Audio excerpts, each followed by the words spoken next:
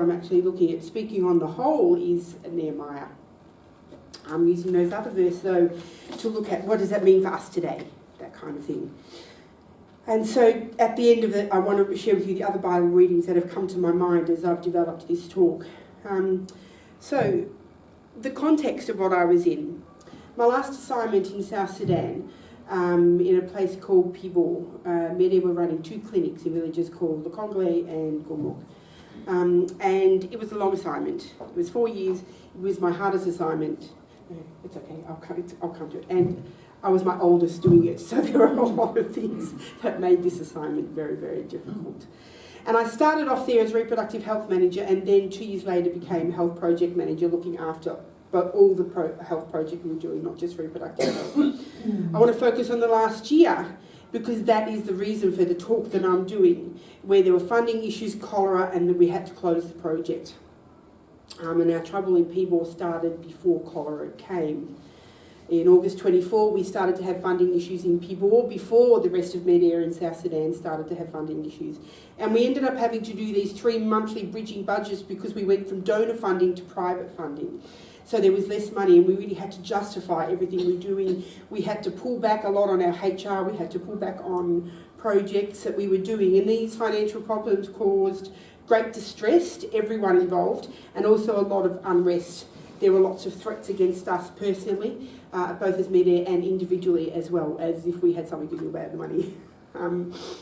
And cutting down the programming we were doing was painful because this was reaching people who were very vulnerable.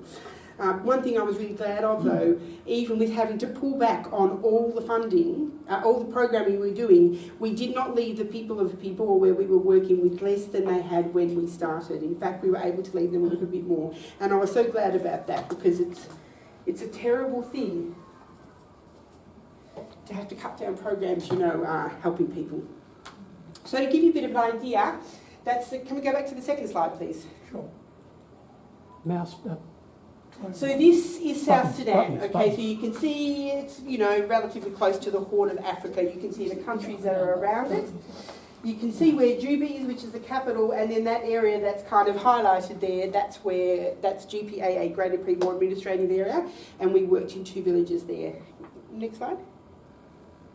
And so we were based in Pibor, and the 2 little blue spots is where we had the clinics, north to a place called the Congolais, west to a place called Gumruk.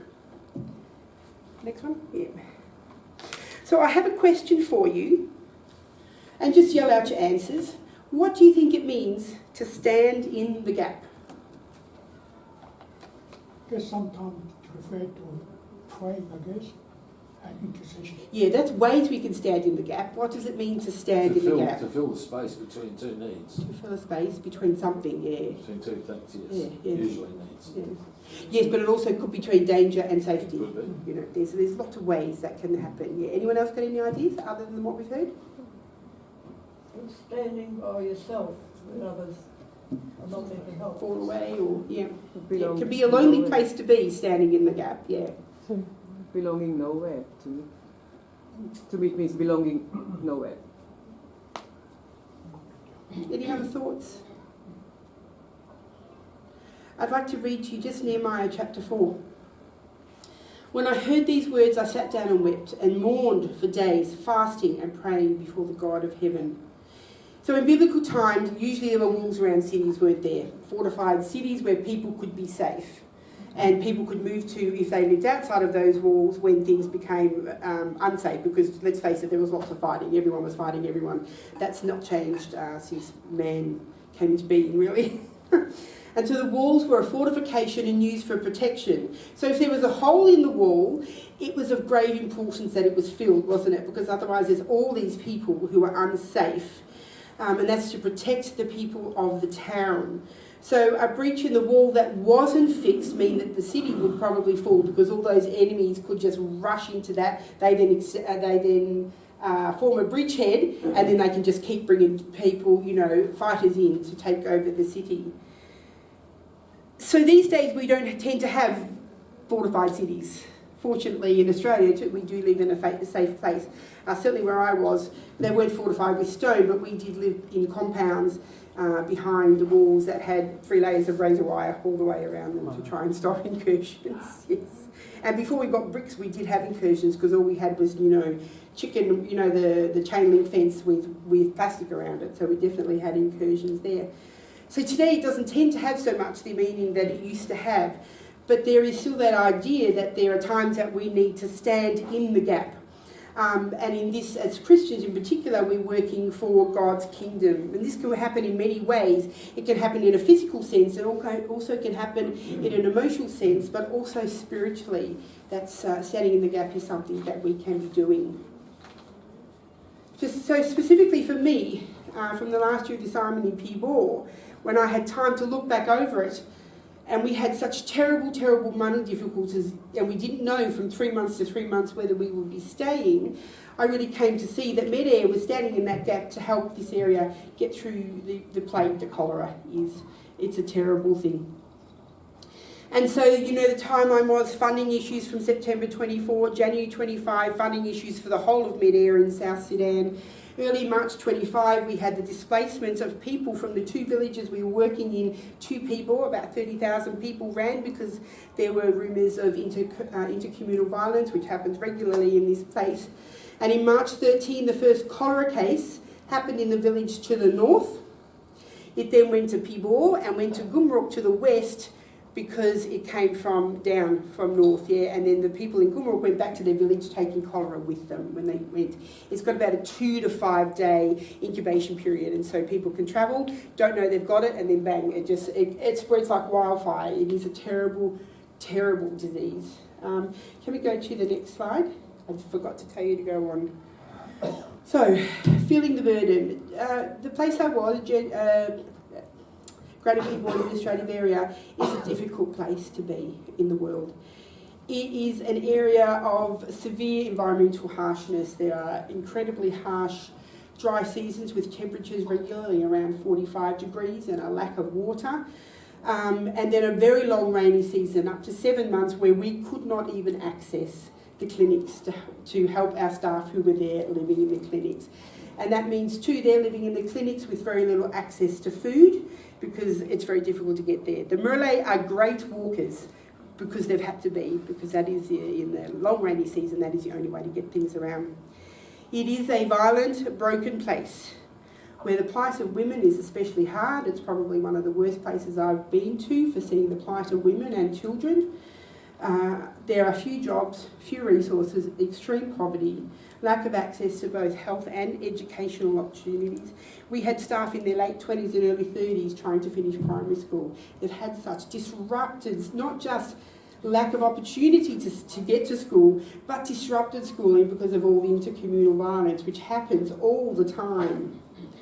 There's lack of representation in government, so they don't get a lot of say in what happens. And to give you a quick example of that, 2 days before I left, the program funding manager said to me, Jacinta, how many clinics in GPAA are covered by the Health Strengthening Transformation Program? I said 2. Neither of the Medair ones, but there are 2 others. And he said, oh, interesting, because over the other side of the country, there are 64. So, and that's a Dinka territory, and the president is Dinka, and so the Murle are a smaller tribe, and so they lack representation in that respect. And they live very much still by a warrior code. Who is the strongest? Who's going to be top dog? All Murle, when they are born, they are put into an age-set group, and these age-set groups fight each other quite happily and kill each other with sticks, with guns, with whatever they can find. This is despite the fact that they are surrounded by 2 tribes who also hate them, who they fight with regularly. So it's a very, very broken place. Very, very broken. And this is the burden of people, and this is what a lot of people are born into, grow up in, and they die in.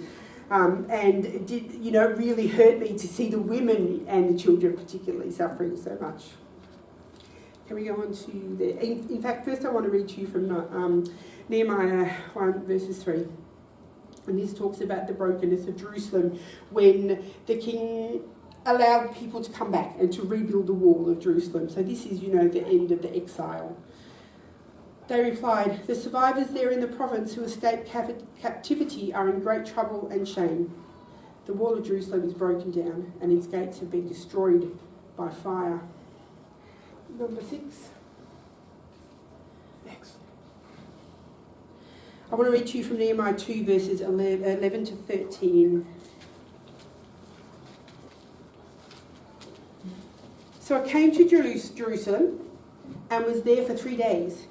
Then I got up during the night, and I and a few men with me. I told no one what my God had put into my heart to do for Jerusalem. The only animal I took was the animal I rode. Went out by night by the valley gate, past the dragon spring, into the dung gate, and I inspected the walls of Jerusalem that had been broken down and its gates that had been destroyed by fire. So if we're looking at standing in the gap, I think there's times you can do it really quickly, okay? You see the need, you do it. Sometimes you can assess those needs really, really quickly in your brain. You go, okay, this is what needs to happen. Sometimes assessing that needs takes a bit longer. And so cholera had started going around South Sudan about 6 months before it came, 6-8 months before it came to us in GPAA.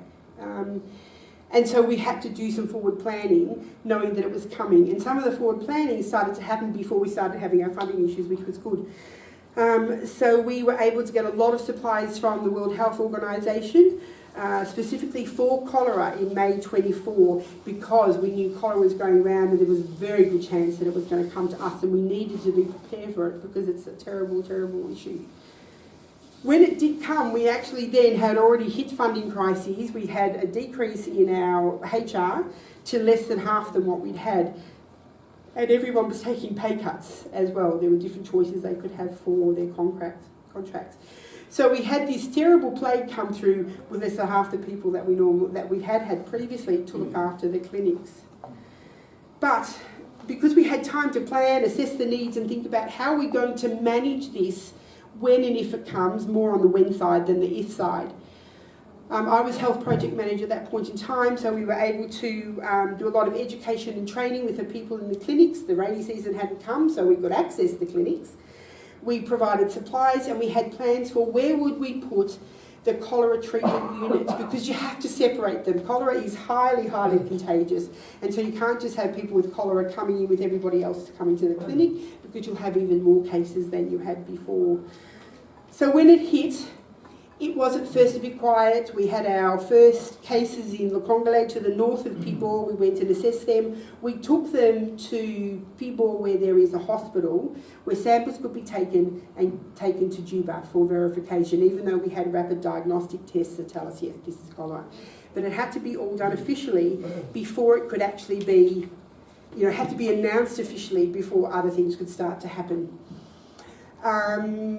And in this time, it really, my philosophy has always been, I look after the person in front of me, and then I go to the next person, then I go to the next person, then I go to the next person. Because if you look at the whole, you will be overwhelmed, and there certainly has been times that I have been completely overwhelmed, and going back to this, look after the person in front of you, and then the next person, and the next person, helps to take away that sense of being overwhelmed.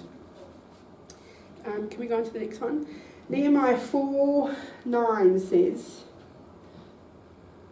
so we prayed to our God and set a guard as a protection against them day and night. This is looking at expect opposition. And remember that opposition comes in many, many different forms. In Nehemiah, they faced opposition, particularly from Sanballat, didn't they? And so there are people talking against them, what they were trying to do, and that they were traitors against the king to try and cause trouble. For us as Medair in Pibor, we even had trouble from Medair in the capital and in Switzerland, who said there's no money for cholera. I was like, we have cholera, it's here. What do you want us to do? There's no money for cholera. So we're caught between a rock and a hard place with people coming in very sick and dying in front of our face. So we were praying and praying for this official notification to come through from Juba, because once that happened, Medair in Juba could activate the emergency response team. So as soon as that happened, bang, our emergency response team went into action, and they got there as soon as they came, as soon as they could, bringing with them a whole lot of more supplies. And they also took over the coordination for Medair for cholera in that area. They were a godsend, such a blessing, because it was overwhelming to be facing cholera. And we still had other people coming in for normal ailments, malaria, pneumonia, skin diseases, women having babies, women having ANC, how we're going to do this safely, keeping everyone separated. It was a massive thing. And then some of the worst opposition we experienced was from the very people we were trying to help. In the Congolese in particular, they were hit particularly hard, and in the first week, 200 people came through with cholera. That's those who managed to get there. We don't know how many there were out further who couldn't get there because they were too sick. And there's certainly a sense from the places in Africa I've been, if it's not coming IV, it doesn't work. Yet with cholera, the mainstay of treatment for people who are not vomiting is oral rehydration salts, okay? It's a liquid powder that you put into water, and it's got lots of electrolytes in it, because people who have cholera die of severe dehydration. That's what kills them incredibly quickly. Within 8 hours, they'll be gone. That's it, dead. And so you have to be able to give them ORS. For those who can't swallow, they need IV therapy, okay? So that's what we were trying to save that for, and getting people to get ORS. We had our own guards who had no medical knowledge whatsoever giving out IV fluids to people so they could get IV fluids going. And because they don't know what's going on, particularly for children, if you give too much IV fluid, you drown them. You drown their lungs and they die. And I'm sure that we had children who died, not of cholera, but because they had too much fluid and they got fluid on their lungs and then they died. And so it was a terrible, terrible thing, and they were incredibly hostile towards us. I was personally accused of wanting people to die and not treat them. And things got so hostile at a meeting we were at, we were almost kicked out of this village. Because this village thought, well, if Mede goes, MSF or someone else will come in. It's like, no, there's no one else to come in. There's literally no one else to come in. Sorry, you're stuck with us. And of course, we didn't have enough staff, because when you have cholera, it's 24/7. There's no shutting the doors, 5 o'clock, time to go home. They are 24/7. And a severe lack of understanding. I remember one day going to, this is early on, going to the clinic. We had a lot of ORS. We made ORS up for people. We had hundreds and thousands of sachets of ORS, literally. And you're going to see people, they're lying on the floor, almost dying because they're losing so much fluid. And their caretakers are just sitting beside them, and the ORS is over on the other side. And it's like, no, you're here to care, that means you have to care. Give them ORS. And so I showed these five caretakers for 5 children, 2 under 5, 3 over, how to give the ORS. And my catch cry was, slow, small, frequent, so small, frequent, until they can drink themselves. And just to give you an example, one young girl who I just started feeding with a syringe, and within 2 hours she grabbed the cup from me and it's like, glug, glug, glug, glug, glug, glug, glug, because she wasn't sick anymore and she had the energy to do it. Another girl went from not being able to take herself to the latrine, within 5 hours getting herself to the latrine. ORS just saves lives. It is a small miracle that you know in a sachet, yeah. But you have to help people to understand, and it's slow because it's one person at a time. One person at a time, and because they don't believe in the efficacy of oral medications. So, lack of understanding was opposition as well, and we fought it all the time to try and help people to understand what this was. The whole Nehemiah 7-9 says, but when Sanballat and Tobiah and the Arabs and the Ammonites and the Ashdodites heard that the repairing of the walls of Jerusalem was going forward and the gaps were beginning to be closed, they were very angry and all plotted together to come and fight against Jerusalem and to cause confusion in it. So we prayed to God and set a guard as a protection against them day and night. And so we could see this opposition happening, like, you know, you're not doing the right thing and you want people to die, but we just kept doing what we were doing, kept doing what we were doing, kept doing what we were doing. And we saw people's perceptions start to change. And I had one young man say to me, that boy over there, yesterday he came in and I thought he was going to die. And now, look, he's going over to the ORS station and he's getting the fluid himself. And so it can take time, and sometimes you just got to keep going in the face of opposition, but it's really hard. And it's heartbreaking as well. Next slide. So the reading here, Nehemiah 4:6 says, so we rebuilt the wall, and all the wall was joined together to half its height, for the people had a mind to work. So once there was official notification that there was a cholera outbreak, Mede mobilised ERT, who came incredibly quickly, and they had funds, which we didn't have. So they brought a lot of money in. as I said, they were a gift from God to us. And ERT mobilised 2 sections, health and wash. If you don't know what wash is, it's water, sanitation and hygiene, okay? So we've got emergency latrines, we've got access to safe water, they've got access to ORS as well. Water, sanitation, hygiene, all really, really important things. And they're both vital in a cholera response. You've got to stop people from dying and you've got to prevent them from getting sick, okay? WASH is about prevention, health is about stopping people from dying. And all of those, there's a lot of education that goes on with that. We had to know where we could put a cholera treatment unit. We had managed to get some tents so we could set people up. And the way you treat people with cholera is you have an A plan, a B plan and a C plan. And the sickest ones go to C. As they improve, they go to B. As they improve, they go to A. Then they go home. Some people come in and they're only A. And we got to the point where we were actually able to give out ORS to the community because they could see it was working. But it took a while to get to that point. The other thing our WASH team was able to do in provision of supplies and looking at prevention is they rehabilitated distant boreholes. So they were going to places where people would have to walk a day, 2 days to get to us. Because we could go by vehicle, they rehabilitated boreholes so people had access to clean water. And we were able to set up what is called oral rehydration points, which is just a spot where people come and they can get sachets, and there's already ORS set up in the water, they can come and drink it. And so then they're already replacing any electrolytes that they've lost before they get too seriously ill and then can't get to a clinic. And when Meta-ERT, like I said, took over coordination of cholera response, that meant that myself and my health manager, Mazin, were able to still look after the people who were coming in for all those normal needs. It was a massive, massive effort because WHO did an oral cholera vaccine campaign. And because cholera had already been happening around South Sudan, there was already vaccine in the country, so they were able to get it quickly and then out to people. And in that respect, MedAir was able to help because we had vehicles, so we were able to help mobilise to get the vaccine out to people. The State Ministry of Health provided a lot of coordination of all the humanitarian efforts that were going on. A group called For Africa with MSF ran the cholera treatment centre at the hospital, and that meant those we had referred from our cholera treatment unit who needed more care that we couldn't give them to the centre where they could get the treatment. Oxfam did WASH activities, and another two organisations called CAS, which is a national NGO, Children Aid, South Sudan and Care International did outreach into further villages from where our clinics were. Slide number 8, slide number 9, give God the glory. So the wall that Nehemiah coordinated building took 52 days. This was a massive, massive wall around a whole city. But the reason it worked was that people had a mind to work. And what happened is they were all given sections of the wall that they had to complete. So it wasn't people running around like chooks with their heads cut off. Oh, I've got to do this, I've got to do that.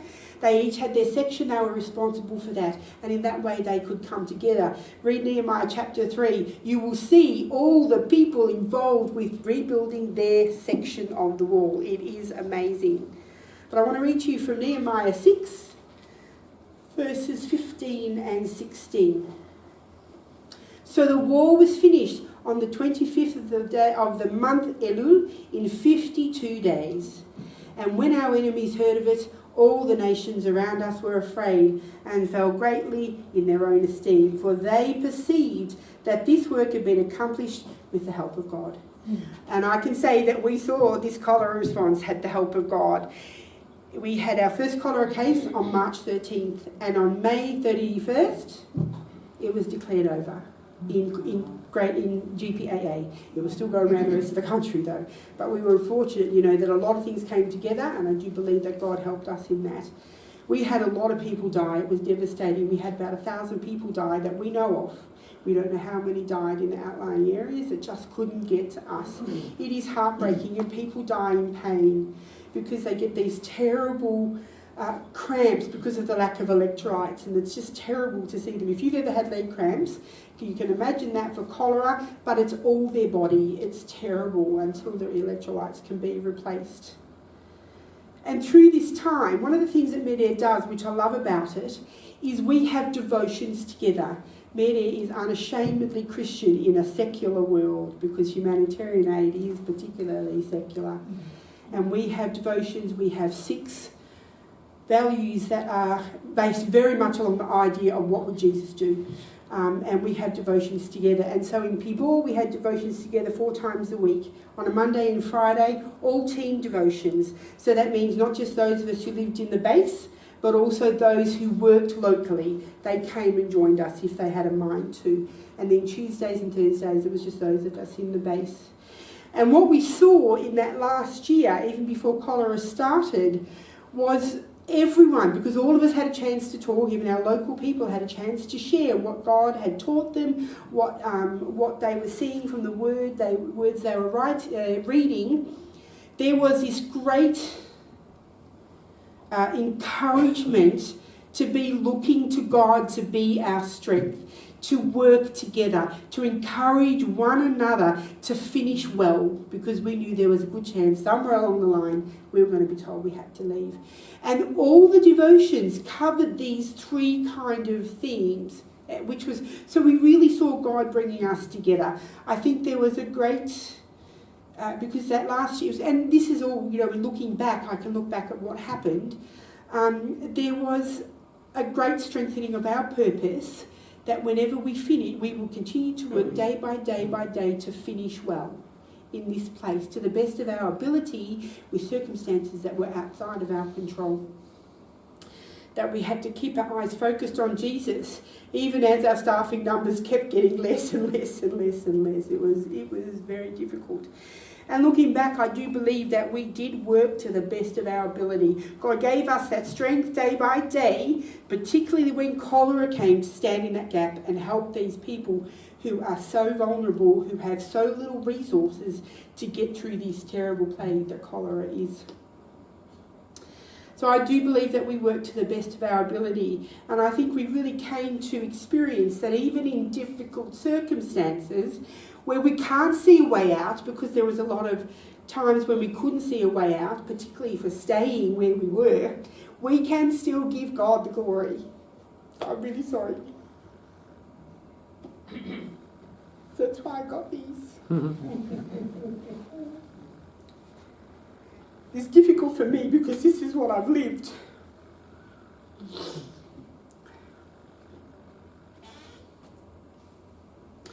But where we can't see a way out, we can still give God the glory in every single thing we say and do, every single day. And for me, particularly in the last year, there were 2 things I would often say to myself, almost like I'm going like this, like strength for today, bright hope for tomorrow. Strength for today, bright hope for tomorrow. You know that line from Great is Your Faithfulness, yeah. Strength for today, bright hope for tomorrow. I kept saying it as a bit of a mantra. Okay, so what does this mean for us today? Can we go to the next slide? There's a few things. There's a few statements that I've gleaned out of the first 6 chapters of Nehemiah. To me, they are the lessons for us for today. We have the first one. Even amidst destruction, God can restore and repair. Nehemiah 1. Nehemiah 2. Remember to assess the situation and the context so you know what you're going into and you know what you need to take with you and you know what you need to be prepared for. And having said that last bit, we were prepared for cholera, but we really weren't when it hit, because it was terrible. It was just terrible. It just hits you like a flood, and the devastation is terrible. But again, one day at a time, look after the person in front of you, and then you can start to see things happen. Next one. When we work together as a team, working to each other's strengths, so much more can be accomplished. And we saw that. The cholera response in Pibor covered many, many different organisations, and all working together, which doesn't always work well in the humanitarian world, but we saw that happen. Next one. Be prepared to work hard and to fight when necessary. That doesn't mean we're taking up arms and, smashing into people. But sometimes you fight day by day just by turning up and doing the work that you have to do, even if you feel like you don't want to do it. I felt many times in people that I could not do it, and I just did not want to do it. But you get up out of bed, you have your wash, and you keep going. One day at a time, one person at a time. Encourage each other, and let our work encourage each other to spur each other on. Do you know, the Bible tells us to not forget to meet with each other. And we have to, because we need it. We can't do it alone. One of the most amazing things for me with Mid-Air has been those devotions, because you get that encouragement to just keep going. Otherwise, how do you do it? We are interrelational creatures. God has made us to thrive and flourish in relationship with each other. We can't do it on our own. We need each other. That's from Nehemiah 5 and Nehemiah 6. Know who your enemies are and stay strong and focused in the face of opposition and anger. I mean, we know who our ultimate enemy is. Ephesians 6 is clear about that. We need to put on the armour of God. But there are other things that you will come across. Like I said, we had the most opposition from the people we were trying to help because they did not understand the treatment plans. So know what those enemies are and figure out how we're going to manage this to still do the work that needs to be done, to still stand in that gap that God has called us to stand into. We can't just go in blindly. God has made us thinking creatures, and we need to use our brains and ask Him also for that guidance and wisdom that we need to work. Yeah. So, what are some practical examples for standing in the gap? I think in our church we already do some. If you look at Kids Hope. Kids Hope, I think, is a marvellous example of standing in the gap. The prayer meeting is a marvellous example of standing in the gap. And staying strong, for me, someone who has been an amazing example to me for a long time, is Mary Ann. Her strong faith and facing the opposition she does in what she has fought for such a long time, and her faith in God is just incredible. She is a marvellous, marvellous example to all of us who know and love her. But let's look at some practical examples. I've got a couple of things I want to say before this prayer and support. We need to stay close to God, and we need to know and understand the Holy Spirit's leading, because that will then show us how can I stand in the gap for whatever it is God has put me for this moment. And one of the best ways I can think to give an example of it overall is do justly, love mercy, walk humbly, because that encompasses a huge number of things. Just those three little phrases: do justly, love mercy, walk humbly. But we can stand in the gap through prayer and spiritual support. So whatever way that happens, intercessory prayer, going to the prayer meeting, sitting with people and praying with them, asking them, how can I pray for you effectively? This is about being spiritual present, okay, when others feel weak or overwhelmed. We can stand in the gap for someone in need. And this is often very practical things, isn't it? Help financially for people, advocate for people who lack a voice, check in on someone who's isolated, offer childcare, offer meals, offer transportation, speak up when someone is being mistreated. This last one is particularly hard, and you often need courage for that. Sometimes it's just being there, isn't it? But sometimes it entails sacrifice. And the question to all of us then is, are we willing to make that sacrifice? The third one, stand in the gap at work or in leadership positions. So we need to take responsibility, not shift blame. Defend someone if they're being talked about behind their back. Address unhealthy culture rather than just sit there, quiet. Leadership isn't about position, it's about protection. Stand in the gap in a community. Volunteer consistently. Kids Hope is a marvellous way that happens, isn't it? Support local families in crisis, attend city meetings, organise prayer support gatherings, speak for vulnerable groups. And this is where compassion meets courage, because you are putting yourself out there, you are standing in the gap, or another way to phrase it too is you're putting your head above the parapet. Presence heals more than advice at times. But we have to remember it is costly. Are you ready to count the costs for standing in the gap? Because that's what we're supposed to do. It often requires time, humility, emotional energy, lots of courage, the willingness to be understood and perhaps mistreated yourself, and inevitably some form of opposition. So, number 12. This is the last one. Keep going. We'll go on to the next slide. See the bigger picture. In Nehemiah 2:20, Nehemiah says, "Then I replied to them, the God of heaven is the one who will give us success, and we, his servants, are going to start building, but you have no share or claim or historic right in Jerusalem." So there are lots of ways we can stand in the gap. We are required to have faith, trust and perseverance. I think that's the hardest one at times, because that's where our faith and our trust goes into action, I think. And I just want to share with you, Bendigo Baptist Church have a vision for the next 8 years. It is gather, grow, give, go. And to me, that encompasses standing in the gap. Yeah, we are standing together, we're growing together, we're giving for other people so they may come to the kingdom, and we're going ourselves where God calls us to go. Not if he calls us to go, where he calls us to go. Because that's different for every single person. And you've got to figure out what that is. You and God have to figure that out together. And then you have to take the step out in faith. And so for me, looking back over that last year, the only thing that made sense is that God kept us there to stand in the gap to help this community through cholera. And the reason I tell you that is cholera ended on the 31st of March officially in Pibor. And in the first week of June, we were told we're leaving, there's no more money. So it wasn't long after cholera finished, we got the word that we were leaving, and then we had to close the project. It was an incredibly difficult time and a difficult assignment. It was the most difficult year, incredibly tiring and heartbreaking in so many ways, and particularly to leave people who you know are vulnerable. We had people coming and saying, who is going to look after us now that mid-air is going? And to leave people under those circumstances is heartbreaking. But I keep getting reminded of the fact that God is in control, it's not us. We just have to be faithful to do the work that he has called us to do, to stand in that gap that he has given us to stand in. And so I want to leave you just with a few verses that hopefully will be an encouragement to you for that idea of really searching from God. If you don't think you're in the gap you're supposed to be in, where you should be, or is there another gap you could also be going into?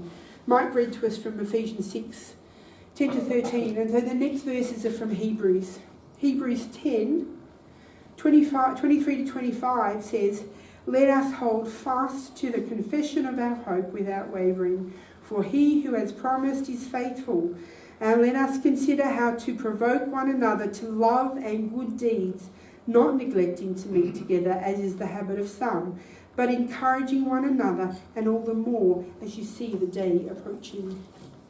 And then Hebrews 12, 1 to 3, which says,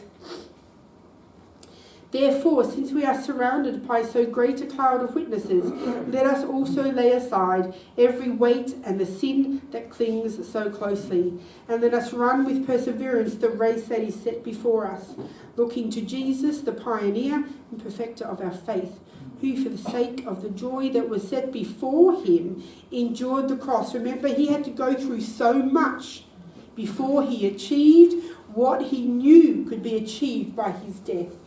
But imagine what he went through before he got to that point. He disregarded shame and has taken his seat at the right hand of the throne of God. Consider him who endured such hostility against himself from sinners, so that you may not grow weary or lose heart. And these are two of my favourite verses in the Bible. I remind myself often, because I often feel weary and feel like I can't get up and do things. Hebrews 12 to 13. "Therefore lift your drooping hands and strengthen your weak knees, and make straight paths for your feet, so that what is lame may not be put out of joint, but rather be healed." I'd like to just pray, please. Nice, yeah. No, it's a great cushion. I think they, Yeah, it is, it's great. I'm just going to pray, okay? yeah. Dear God, thank you for all that is that you have given us. Thank you that we have the example of Jesus who endured such terrible physical pain and spiritual pain for us. I pray that that will be an encouragement to us, so wherever you have called us to stand in the gap, or wherever you are asking us to stand in the gap, to remember what was achieved by Jesus standing in the gap for us. I pray that you will give us faith, trust and perseverance to look ahead to what you can accomplish when we are faithful. And I pray that everything we say and do, every single day that we live, will give glory to you. Amen.